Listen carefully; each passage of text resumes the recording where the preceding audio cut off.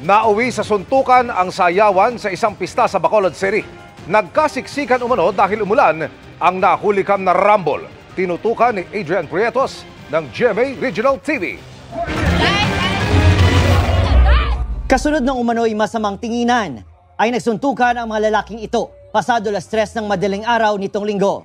Bago nito, ay masaya pa silang nagsasayawan ayon sa mga saksi dahil Tapsanay Festival ng Barangay Bata sa Bacolod City. Hingkibot kami nga dukhap, di nakabigat sa nga mochilas, may mga dugo, nagali ang tiil ka, ko nga babae, nang medyo nagisi, gidangela padapas. Mula kami kabalo, sang kung natabo sa gabi, balik kami, enjoy kami, kagalanto lang kami sa DJ, gulpe lang, may nagapok sa likod namin. Sa ngayon, tukoy na ng barangay ang mga sangkot na pawang mga residente sa lugar. Mga hubog lang daw nagbungguan, ay lang kasaot. Di kabalo ka kabataan daw, mainit-init sa kuwanbla, mainit sa kaugalingon. Hindi minor. Inireport na rin sa pulisyang insidente pero inirefer ito sa barangay. Sayo na lang to sa barangay. Bisano kanay lang kay tika gaulan daan to te gaginotok sila.